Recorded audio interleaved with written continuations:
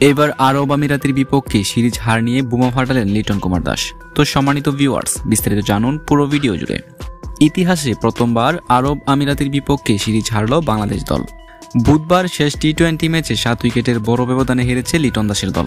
প্রথমে ব্যাট করতে নেমে ব্যাটাররা বড় রান করতে পারেননি। 162 রানের পুঁজি শেষ পর্যন্ত যথেষ্ট হয়নি আরব আমিরাতের সামনে। পরে ম্যাচ শেষে লিটন বলেন, অবশ্যই আমরা যথেষ্ট ভালো ছিলাম না। এখানে এলে সব সময় ম্যাচ জেতার ভাবনা নিয়ে আসবেন আপনি। এগুলো আসলে জীবনেরই অংশ। যখন আপনি ক্রিকেট খেলবেন, মাঝে মধ্যে প্রতিপক্ষ অনেক ভালো খেলবে, ফলে তাদেরকেও কৃতিত্ব দিতে হবে। ব্যাটিং ইউনিটের ব্যর্থতায় বড় করে দেখছেন লিটন। ব্যাটিংয়ে আমরা কিছু ভুল করেছি। আজকে আমরা মনে হয় আমরা পর্যাপ্ত ভালো রান পাইনি। কন্ডিশনে 3 ম্যাচ বিবেচনায় আমরা পেতে চেয়েছিলাম। পরে বল করায় শিশিরও একটা ব্যাপার হয়ে দাঁড়িয়েছিল।